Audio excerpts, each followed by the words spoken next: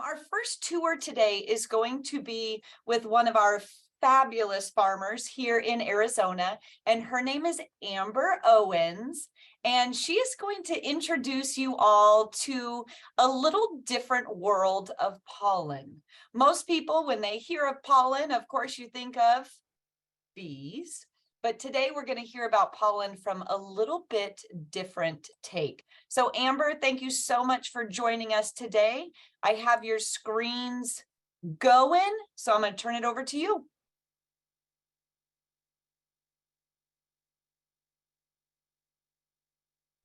All right, I forgot to unmute myself there. All right, thank you. My name is Amber Owens. I am out in Buckeye, Arizona.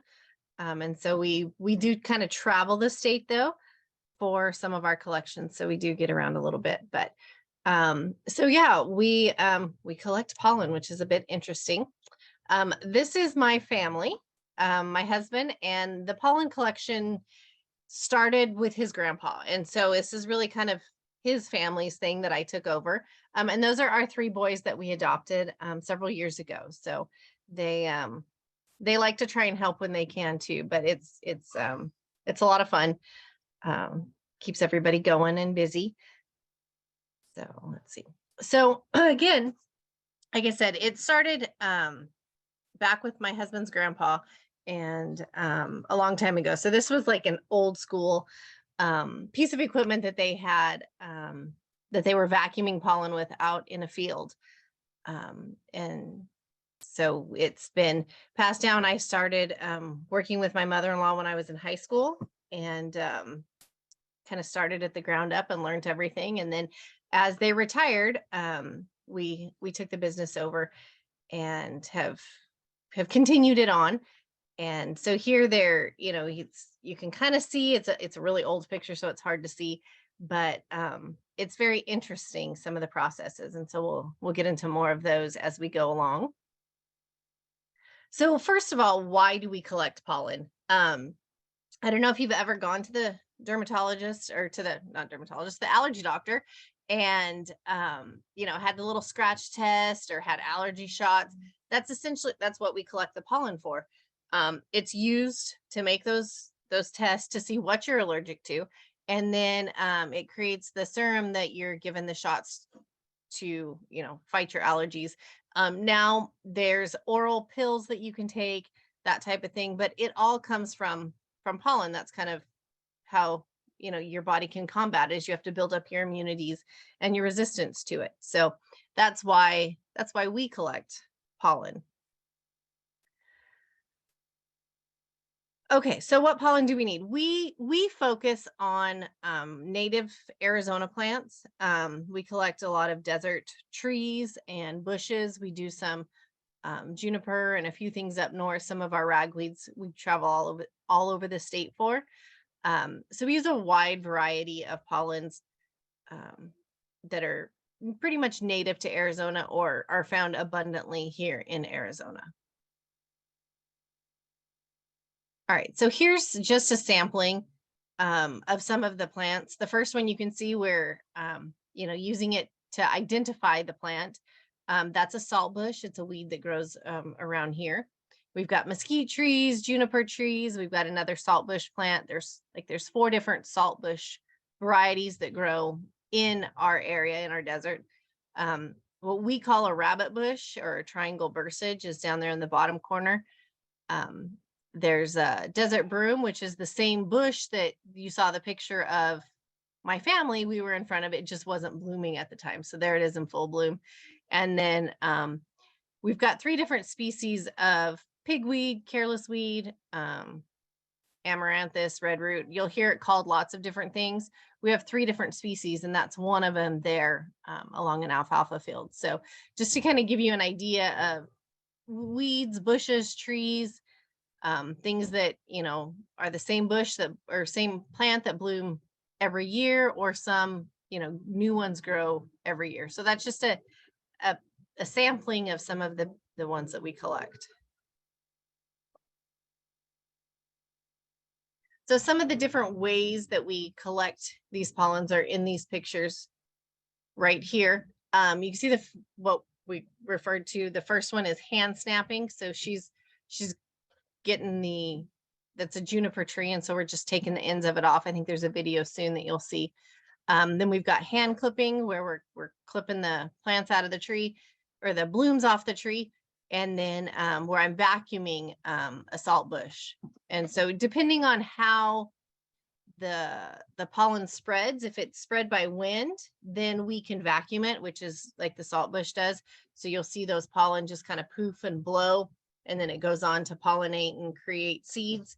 And others have to be, the pollen has to be transferred by bees or other insects, and those are a little more difficult. The pollen doesn't just poof. So those we have to get the actual little blooms to get the pollen out.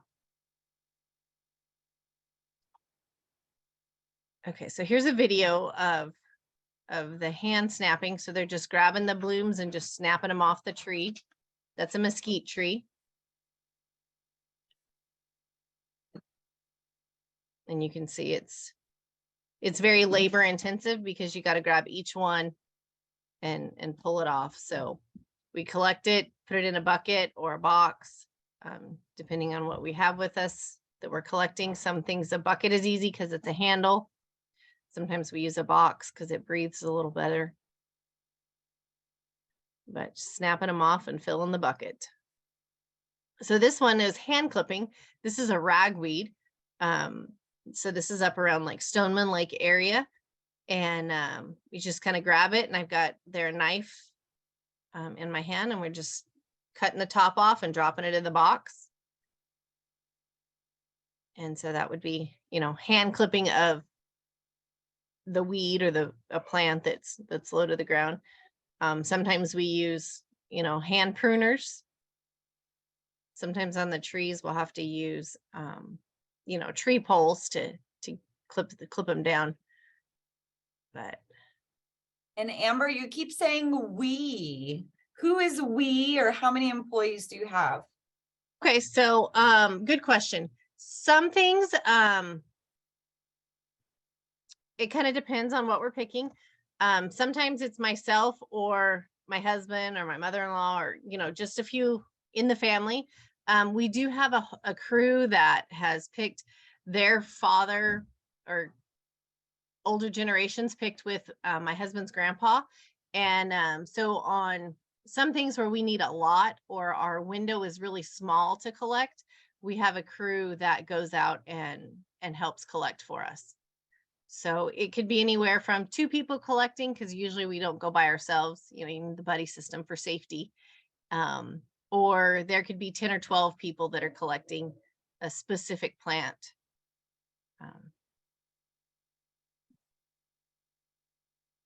So here she's doing more hand clipping. This was up in the juniper trees, and there we actually have hand pruners. I don't know if you're familiar with the northern country, but it's pretty windy. And so this day it was really windy, which makes it a challenge.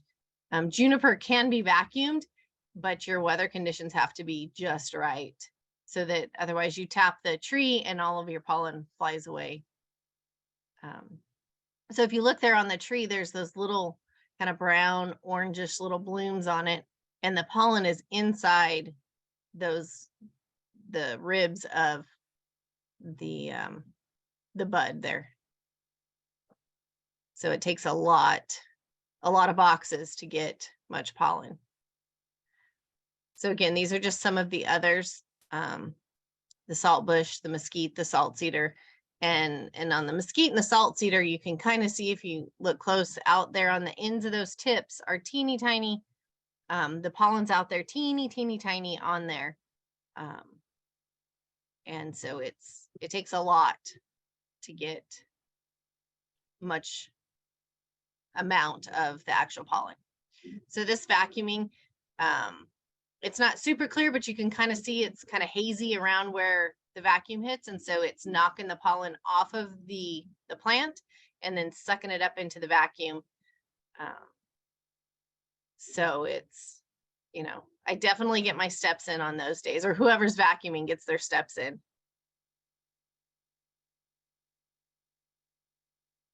And I see an extension cord. Where are you plugged in at? So I have a generator. It's usually in the back of the pickup or the Ranger, depending on where we're at, if we can go along the roadside or if we're out in the middle of the desert. Um, it's on our list to get some battery vacuums so that we're not so tethered. But you know, everything comes in due time and in its process. But so yeah, someone's in the pickup or on the Ranger driving, is whoever's vacuuming is walking along. And a lot of these will bloom, like these bloom in the middle of summer. So lots of times we just have to trade off, you know, give each other a break, stay hydrated, that type of thing.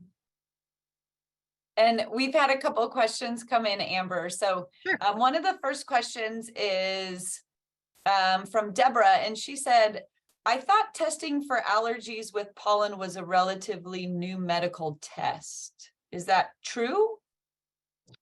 I guess relative would be relative. I think it's been, and I'm not an expert on that side of it. I, you know, do the collection. But to my knowledge, it's been around for a long time. I think that technology and things like that have probably changed. But I mean, they've been collecting pollen since what, the 50s, something like that. So it's been, at least in our family. So they've been using it for a long time. And then another question that I know so many people are thinking, are you allergic to all of these pollens that you're collecting, or how do you manage that, especially on these windy days and when you're out collecting? Well, yes, some of them I am more sensitive than others. A lot of them don't bother me. You know, I think your body builds up resistance to some of them. Don't bother me. That used to bother me. A lot of it will depend on the, you know, what's the word I'm looking for? How much I'm consuming or breathing in, I'm exposed to. When we're out in the open collecting, you know, it's not all right there. Like when you get into some of the other processes that will show you where, you know, it's all over the place. So, yeah, there are some. I keep a lot of Zyrtec or Allegra in stock. I always have some in my pickup or my shop or in the house, because there's some that do bother me. Tends to be more sneezing, that type of thing, but everybody's different. So like in there's one of the gentlemen that helps us collect, like he's highly allergic to one of them. His eyes, there's water and sneezing, so he doesn't collect that one. He sits that one out. But yeah, it's definitely, we laugh and call it an occupational hazard, but yeah. Now, somebody has asked a question of why were the samples collected when the floral parts are not yet having pollen, but are immature inflorescence? Does that make sense to you? You might need clarification. Yeah, so if you're looking back at the picture, they don't all bloom at the same time. So some of them they're going to be in different stages. You know, like if you're looking at the mesquite, there might be 5 mesquite blooms coming off. You know, by the time the last one is fully open and the pollen's out, you know, the first one is going to be completely gone. There's going to be no pollen left in the pods. So you just, there's kind of a quantity versus quality of collection. And in the process, as you're going through, sometimes those pollens that are ready to be released and it's just not open yet will get released in the process. So yeah, they should have all, you know, been close to being open, and it's there. The samples were plant identification. And when we ship pollen, when we sell it, we have to send an actual plant sample with it so that they can identify and make sure that it is the right pollen coming from the right plant. So I hope that answered your question. That was pretty good, actually. That was pretty good. And then we have another question of, are you harvesting from only your land, or can you get authorization to go onto state and federal lands as well? So we do both. We do, and then we do private as well. So there's not a lot of us that do it, so there's not a real solid process um, of approval type thing. When we've collected some things in the forest, we go in to get our permit and they're like, oh, okay, like we don't really have a permit for that. We don't really know how to do it. So it's always interesting to figure out how we're going to navigate it.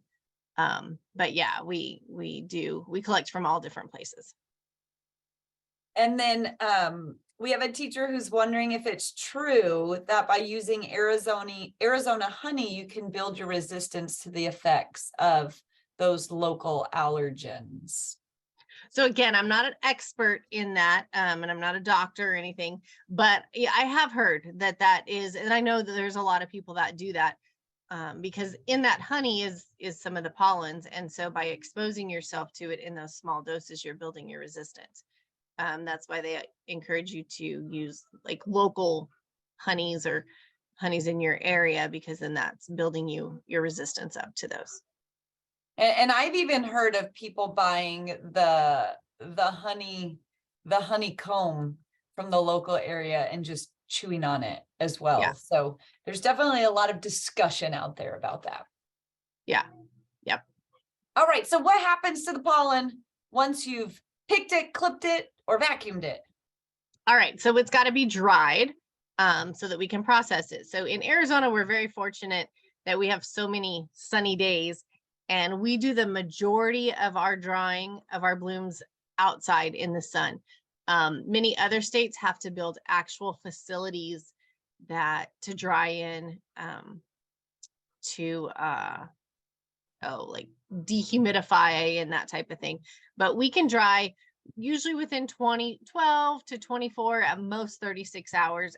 Everything that we hand harvest can be dried outside, unless it's raining and then we have to move it inside, or that brings a whole nother aspect. But we don't have a lot of those issues that we're dealing with on a daily basis. So you can see it's here on a plastic tarp.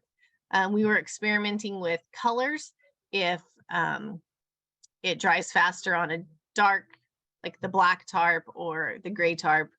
We used to use a clear tarp, but the way black takes in the heat, it actually will help dry from the bottom up. So we're kind of transitioning to the darker tarps. But that was an experiment that we were playing with. So once it's dried, it gets boxed to be moved into our processing. And this is one of our first processes it goes through. This is basically like a milling machine. You can see there on the step, there's screens. And so it goes through different size screens and separates out the plant particles from like the pollen. So we start with a screen that could be as big as a 1/4 inch hole. And then we go all the way down to microns of a nylon screen. And there's paddles and brushes inside to help beat the plant up to separate it. The good stuff goes down into the bag at the bottom to be run back through more screens, and then the trash goes into the trash can. And Amber, we have a question from the last screen. Yep. And that is, if you do most of your drying out in the open, how do you control the flying off of the pollen, so the pollen flying away, or contamination of other pollens in what's on the tarp? Good question. So we do also have the bees that come and steal our pollen, but we do share with them because they are vital. Usually, once the plant's down on the ground, as long as there's not a big violent winds, usually it stays pretty good. As you could see in that picture, we would kind of begin to line the area with the boxes that were already filled. That kind of helps create a windbreak as well. Where we usually dry, there's really no other trees or plants around it. You always have those possibilities, but we clean the area first, we sweep it, or sometimes we'll hose it off to get all the debris or any other possible contaminants there. But yeah, that cross contamination of pollens and excuse me, is really important, that we have to watch that in all the steps, make sure everything is cleaned thoroughly. You know, we can't use the same boxes or buckets from one plant to the next, because if you get too many foreign pollens, then they can't use it. So this next screen, once it goes through the caisson machine several times and gets down to, kind of like a gritty powder form, it's going right here through the air sieve, and it'll go through this 2 or 3 times with different screen sizes. Again, and we're in the micron, so we start in the 200 and usually go to a 400 micron screen. And so there's air that's it's spinning around, and there's vacuum, so there's air suction, and so it's popping the material in the sieve up, and it's pulling the smaller particles, which are going to be the pollen and the finer debris, through the sieve. And then it goes over into what we call the cyclone, or the canisters that are holding it. So that's what it looks like when it's coming out. That's more gritty, fuzzy type stuff, and that's our trash. And so this is, you can see the color difference. This is the good stuff. This is what went into the canister, and she's dumping it back into a box to be able to run through another time. So that went through the 200, and then this will go through the 400 screen. So once we get it sieved as much as we can, then we lots of times, depending on the company that we're sending to, we'll chemically wash to finish separating some of those fine particles that are so close in size. And so that's a separatory funnel. Can you explain how that works a little bit? So we basically, you get the pollen into the liquid, and so there's 2 different chemicals, and they're weighted differently, and so we use different rations of the chemical, and then that causes the lighter stuff, which is, in lots of cases, it's the pollen, and then the heavier stuff, the bigger debris, or if there's any dirt, larger plant parts, will go to the bottom, and then we can drain that out, and then we kind of keep adding more until we get it all separated out. And then there's another where you can kind of flip your ratios, and sometimes there's really fine, like when you look under the microscope, it looks almost like a hair particle, and that's even lighter than the pollen. So then we swap the ratios, and the pollen will go to the bottom, and then that fine stuff will float to the top. So we're able to clean and separate out some of that fine trash that way. Did you ever think you'd be using chemistry in this way when you were in school? I did not. I know, ironically enough, I was an animal science major with an ag econ minor from the University of Arizona. But yeah, I should have gone into botany and chemistry and all those other things that I've had to learn on the job. So once it's gone through the funnel, here is some fine tuning, just getting the clumps off, and if there's any additional separations that need to be done. So that's what we call hand sieving. So there's a lot of steps in the process. And so again, you can see the color difference there. Some of the coarser debris is left on top, and then it goes into a jar, and then we ship it in that form. So here we use our microscope as one of our most vital tools at this point in the process. And then there on the other side of this slide is just some pictures of what pollen looks like. I don't have the fancy camera that attaches to the microscope. So this is out of one of my reference books that helps identify pollens and that type of thing. So, yeah. Okay, so we have a question. Yep.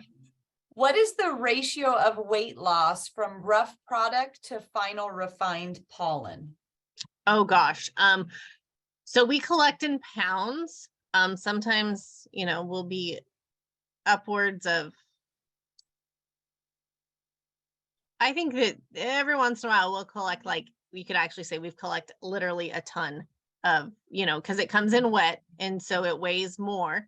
And then in the drying process, we lose that basically water weight out of it. And so we get it to more of a dry matter. And then we actually sell it in grams. So, gosh, I don't have that exact number, but I mean, we go from pounds to grams. And even in our washing, when it goes from the caisson to, and lots of times you could even use kilograms when it's coming out of the caisson. But most cases you're going to lose on average 50%, by the time it's finally finished and ready to go. So, yeah, there's a lot of weight difference. What I hope happens that then? answered it. What happens to that quote unquote waste then? So when it's, a lot of it, we can be used to like make new compost. Some of it just goes in the dumpster. Some of it will save the seeds, for future, that could be planted again. Depending on what it is, some of it we feed our cows. Recyclers. I love those cows. Yep. They're a little picky. And I'm going to ask the question, but understand if you choose not to answer it. So what do you sell a gram or kilo of pollen for? So it depends. I think that our lowest paying one is probably about $3 a gram. I think our highest is $15 a gram. And on those, it takes a lot of labor to collect, and it takes a lot of processing because some things clean up easier than others. Again, you kind of come back to the ones that the pollens are looser. Those are easier to separate and clean. So we can do that quicker. And then the ones that, it takes more process to get the pollen separated and cleaned up. So here's some of our storage. That big bag has gone through the caisson and it's been sieved and it's ready to be processed. That's ragweed. And then everything's got to be labeled again, so we don't have any cross pollination issues, or contamination, I guess. So we've got the year, what it's been done to it. We have to keep logs of all of that stuff so that they could come back. We could track, what's been done to what pollens, where did it come from? Who did it get sold to? That type of thing.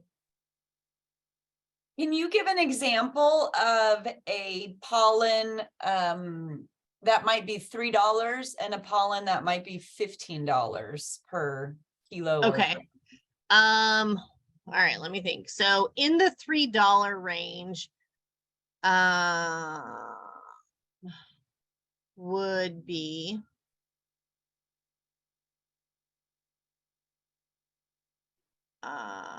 I'm trying to think which ones are in that range. I don't have my price sheet in front of me.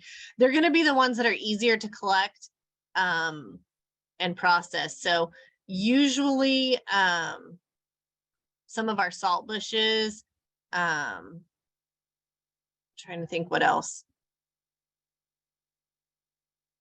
The ones that are going to, that you can get your yields usually every year, you can count on. Our $15 one, I will guarantee you, is salt cedar. It is the most difficult to get a good yield on, and it's very labor intensive. And so, we may collect a bunch and we may not get any pollen out of it just because it didn't yield right. So. Is ragweed one of the ones that you need in larger volume or that more places request? Ragweed and our careless weeds and our mesquite are probably our three largest gram-wise producers. But yeah, and there's 3 different ragweeds in Arizona. I guess there's actually 4, but and there's different ones have different demands, if that makes sense. So definitely. And we have another question that's come in, and it's referencing, because you collect from different places. Sometimes your own land, sometimes other private entities or government.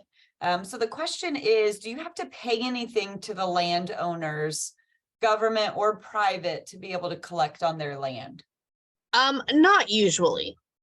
If there's like, what is it? The $15 tree permit or whatever in the Forest Service, we've paid that a time or two. Lots of times they don't even charge it because we're not actually harvesting the whole tree. Like if you were going to chop wood, typically we don't. Lots of times if we're collecting the pollen, and it's not able to go to seed. So if it's a weed that they don't want, if we can get in there and collect the pollen before it goes to seed, it's not going to rejuvenate as many weeds the next year. So, yeah, but as a rule, we don't. There may be a few extenuating circumstances, but yeah. So here's an order ready to go. You can see it's got the scientific name of the plant. It's got our lot number and then the weight. And you can see there's only 600 grams in that jar. So. I mean, that's pretty good if it's, let's say, $4 a gram. That's not too bad. Yeah, well, we pay $25 a bag for a 6-pound bag of blooms. And so when you reduce it down, plus all the labor, so right. Yeah, it's not all cash in our pocket, just like any other business. There's a lot of input and labor that goes into that. So but we tape them up so that they can't come open. It's we have to be biosecure. And we don't want our jars to open in the shipment process, and then you can't use the pollen, and so then we can't sell it because they can't use it. And so we tape them up, and then they're bubble wrapped and go in boxes, and they're taped up good and all that with all of our paperwork and that type of thing. Have you ever had a container get broken or open up that then led you to do additional steps in the process of shipping? We used to tape different, and actually I guess the lid didn't come off. The jar got cracked or something. I don't remember what happened, but yeah, they sent me a picture of we have one company that likes it to be bagged and then put in the box, so like a big Ziploc bag or a twist tie bag. So it doesn't usually happen. We've had some that when it goes through UPS security, they've confiscated it and inspected it because there's this large volume of powdered substance being shipped across the United States. And so sometimes it'll arrive and our paperwork will be missing. Well, then that the FBI or whoever is in doing inspections has opened the box and taken a sample, taken our papers. And so we just have to, we keep copies of everything. So we've had to send additional copies, but yeah, you never know what's going to happen. Well, Amber, I know, believe it or not, our time has come to an end. That was fast. I loved all the questions we got today. So thank you again for sharing your time and your story. I know it's not something that people often talk about, is this pollen collection. So we sure appreciate your willingness to share what you do. A lot of thank yous coming in from teachers. And if you can you tell one or two of the companies that you sell to? Yeah, so we sell to Greer is one of our big ones, who is merged with Stellargens. And lots of times the companies, when they merge and buy out or whatever, they kind of do DBAs, and so they'll keep their their name for us won't change. It might change on their checks, but that type of thing. We do work with one. They were Allergon in the United States. They were bought out by Fadia, who's in Sweden. And so a lot of our pollens go to Sweden there for their processing. And then the other one, I believe that I don't think that their medical stuff works under the same name, but